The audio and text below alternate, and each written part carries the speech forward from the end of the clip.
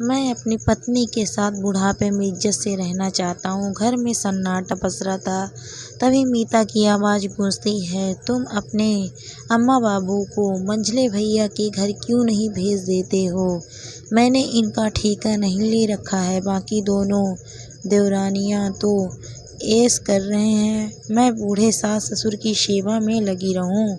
इनके यहाँ रहने से मेरा जीना मुश्किल हो जाता है। दोनों दिन भर मुझे पर हुक्म चलाते हैं और मैं इनके आगे पीछे होती रहती हूँ। मुझे भी कुछ दिनों के लिए मुक्ति चाहिए और खर्च का तो कोई पार ही नहीं है। महीने भर का बजट बिगड़ जाता है। इनकी दवाइयाँ और फल सलाद कितने महंगे आते हैं। कभी जूस बना कर दो तो कभी काढ़ा बना कर दो।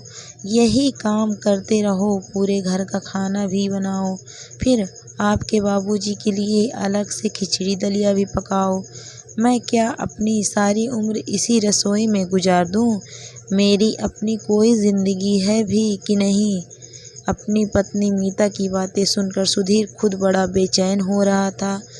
एक तरफ उसे ऑफिस जाना था और दूसरा हर सुबह मीता की चिक-चिक शुरू हो जाती थी। अम्मा बाबूजी जब भी रहने आते थे वो बहुत चिड़चिड़ी हो जाती थी और उसका मूड भी उखड़ा सा रहता था। कभी वो बच्चों पर गुस्सा करती तो कभी वो अपने पति सुधीर पर चिल्लाती थी। वो अप्रत्यक्ष रूप से अपने सास ससुर को ही सुनाती थी। अब उनकी भी मजबूरी थी, वो भी आखिर कहाँ जाए। उम्र हो चुकी थी, आय का कोई जरिया नहीं था। जिस बेटे बहू के घर रहने जाते थे वो ही उन्हें सुनाते रहते थे। दिन भर उन दोनों के लिए काटना मुश्किल हो जाता था। मीता की सास सरस्वती देवी को घुटने में दर्द रहता था और ससुर मनोहर जी को भी उठने बैठने में परेशानी होती थी। उन दोनों के घर में इसी तरह बैठे रहने से बहुएं चिढ़ जाती थी और अनाप शनाप कुछ भी बोलती रहती थी। दोनों दंपति मजबूर थे। अब बुढ़ापा आ गया तो क्या, खाने पीने को, पहनने को, जीने को दवाइयाँ भी चाहिए था। उनका भी नंबर बंधा हुआ था। जिस बेटे के घर 4 महीने रहेंगे उनका पूरा खर्चा वो ही उठाएंगे। अब मनोहर जी बैठे बैठे अखबार पढ़ लेते थे पर उनका चश्मा टूटे हुए 7 दिन हो गए थे, पर मीता चश्मा बनवाने नहीं दे रही थी क्योंकि थोड़े ही दिनों बाद वो मंझले बेटे अनुभव के घर जाने वाले थे तो वो ही चश्मा बनवा देगा। वैसे 4 महीने से ऊपर हो गए थे, इसीलिए मीता झल्ला रही थी। मंझले बेटे अनुभव को घूमने जाना था तो वो चला गया था और इधर सरस्वती देवी और मनोहर जी को रहते हुए 3 दिन ज़्यादा हो गए थे। सरस्वती देवी और मनोहर जी के 3 बेटे थे, सुधीर, अनुभव और गौरव। तीनों एक ही शहर में अपने अपने परिवारों के साथ रहते थे। दोनों ने मिलकर तीनों बेटों की अच्छे से परवरिश की, उन्हें बड़ा किया और उन्हें पढ़ाया। मनोहर जी की कोई सरकारी नौकरी तो थी नहीं, इसीलिए प्राइवेट नौकरी में छोटे बड़े कर्ज लेकर बच्चों को अपने पैरों पर खड़ा कर ही दिया। उन्होंने अपने छोटे से घर में अपने माता पिता, पत्नी और तीनों बच्चों को अच्छे से रखा। वो दिन रात जी तोड़कर मेहनत करते थे ताकि परिवार चला सके। जैसे तैसे उन्होंने अपने माता पिता की भी सेवा की और बच्चों के भी सारे खर्च उठाए। ये बात अलग थी कि इसी कारण वो अपने खुद का घर नहीं बना पाए थे। अपनी पूरी ज़िंदगी किराए के एक छोटे से घर में निकाल दी। अपनी शेविंग, बच्चों की पढ़ाई और कैरियर में खर्च कर दी। उन्हें याद है जब बड़े बेटे सुधीर की नौकरी लगी थी तो उन्होंने आस पड़ोस में मिठाई बांटी थी। सुधीर की नौकरी लगते ही उनके लिए रिश्ते आने लगे थे। अच्छी सैलरी थी पर कोई भी लड़की वाला छोटे से घर में बेटी को नहीं देना चाहता था और सुधीर भी अब इस घर में नहीं रहना चाहता था। उसने कर्ज पर एक बड़ा फ्लैट बुक करा लिया तो सबने सोचा अब सब मिलकर उस बड़े से घर में रहेंगे। सुधीर की शादी हुई और वो अपनी पत्नी को लेकर अपने घर में चला गया।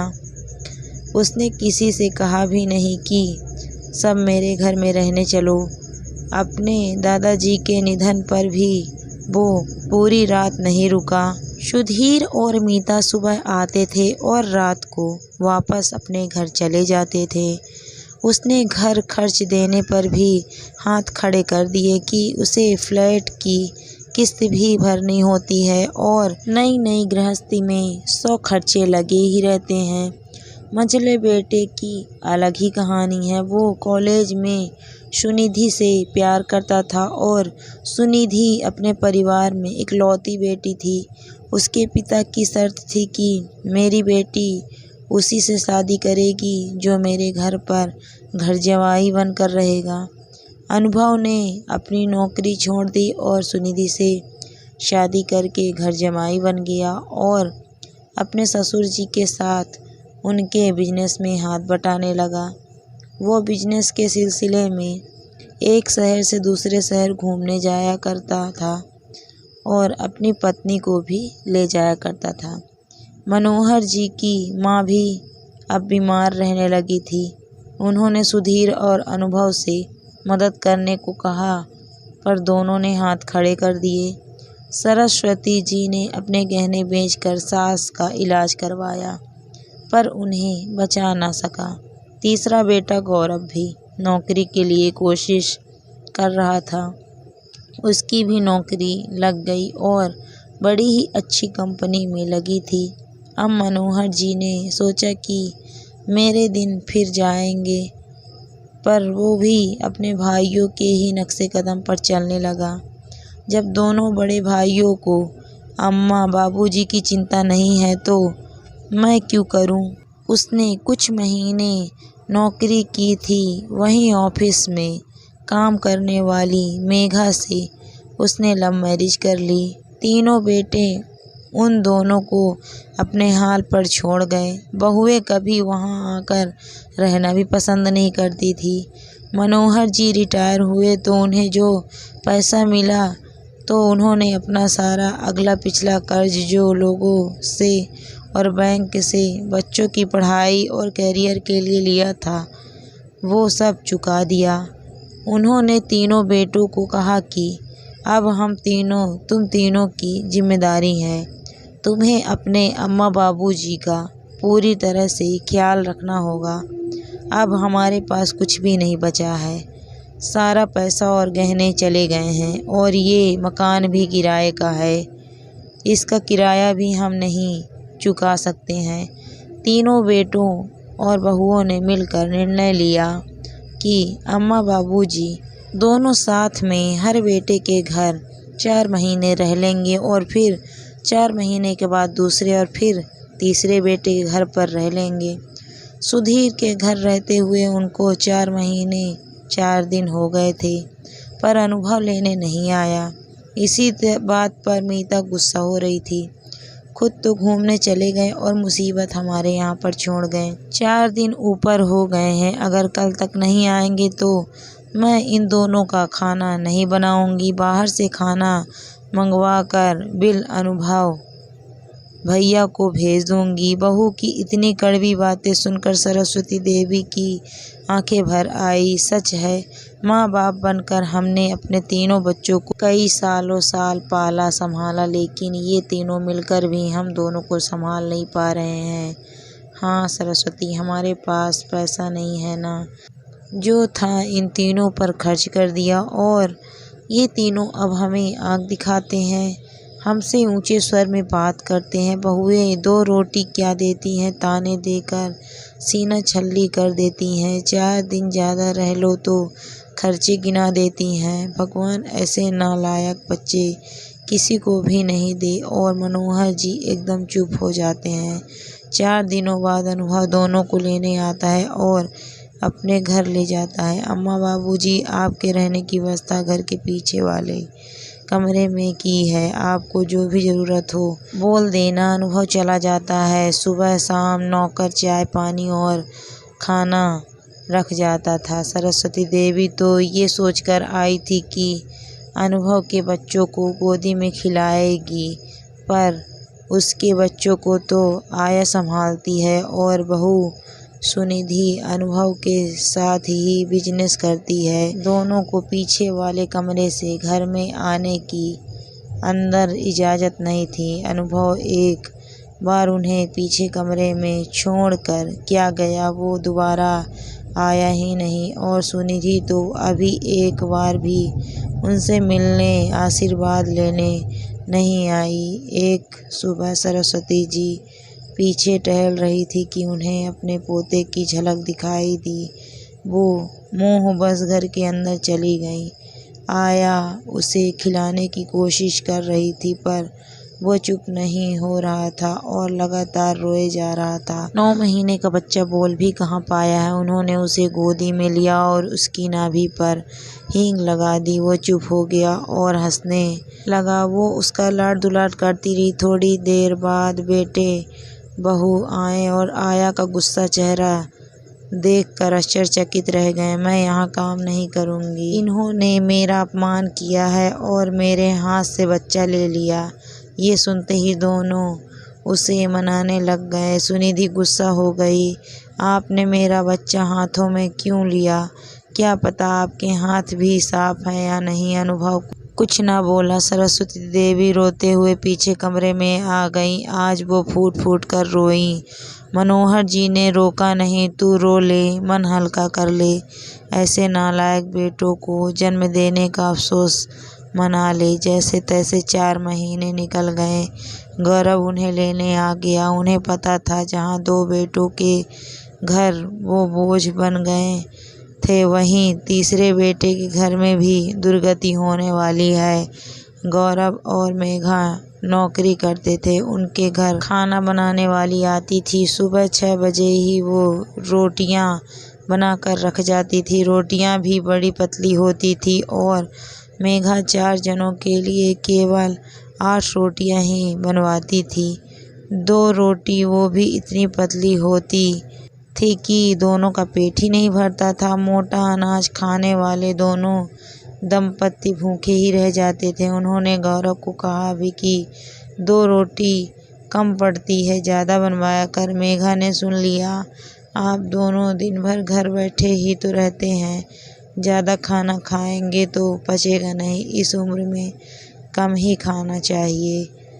इसके बाद दोनों ने कभी बेटे बहू को नहीं टोका। एक रात दोनों ने मिलकर फैसला किया और रविवार को तीनों बेटों को एक साथ बिठा लिया।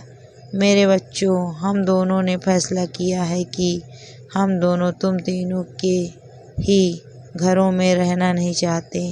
तुम तीनों ही हमें ऐसे खाना देते हो जैसे कि कोई एहसान करते हो। हमारे अंदर भी स्वाभिमान है। हम इज्जत की रोटी खाना चाहते हैं। तुम तीनों के घरों में हमारे साथ जो व्यवहार होता है वो हम और सहन नहीं कर सकते हैं। मैंने एक छोटे से किराए के घर में अपने माँ बाप के साथ तुम तीनों को भी अच्छे से पाला और अपने पैरों पर खड़ा कर दिया। जितना मुझसे हो सकता था मैंने किया और तुम तीनों एहसान फरामोश माँ बाप को उनके हालातों से अकेला लड़ने के लिए छोड़ गए। तुम तीनों मिलकर हम 2 को भी नहीं संभाल पा रहे हो। हमारे लिए तुम सबके पास ना तो समय है, ना मान सम्मान है और ना ही तुम हमसे प्यार करते हो। हम दोनों की अलग रहने की व्यवस्था कर दो। हमसे बहुओं की झिड़कियाँ रोज़ नहीं झेली जाती है। कहीं भी एक किराए का घर ले दो। उनके किराए की बिजली, पानी, राशन की व्यवस्था तुम तीनों को मिलकर करनी होगी और एक फुल टाइम मेड रखवा दो। जो भी खर्चा आए बराबर बांट लो ताकि हम लोग अपना अंतिम समय इज्जत से बिता सकें। हमें रोज़ रोज़ अपमानित नहीं होना पड़े। 4 दिन किसी बेटे के ज़्यादा रुक जाएं तो 2 रोटी के लिए सुनना नहीं पड़े। तुम लोग नहीं मानोगे तो मैं कोर्ट में भरण पोषण के लिए अर्जी लगा दूंगा। मैं अपनी पत्नी के साथ बुढ़ापे में इज्जत से रहना चाहता हूँ। मनोहर जी की बातें सुनकर तीनों की नज़रें झुक गई। उन्होंने माफ़ी मांगी पर मनोहर जी जिद पर अड़े रहे। तीनों बेटों ने वैसे ही किया जैसा मनोहर जी ने कहा। अब वो अपनी पत्नी के साथ इज्जत से एक छोटे से घर में फिर से रहने लगे। दोस्तों, माँ बाप हमेशा अपने बच्चों को बड़े ईमानदारी से पालते पोसते हैं और अपने औकात से ज़्यादा उनको करते हैं, लेकिन जब बच्चे बड़े हो जाते हैं, लायक हो जाते हैं, तो वो अपने माँ बाप को 2 रोटी देने में हिचकिचाते हैं। यही दुनिया का रीति है। दोस्तों, कहानी आपको कैसी लगी कमेंट करके ज़रूर बताइए। कहानी अच्छी लगी तो वीडियो को लाइक शेयर ज़रूर करें।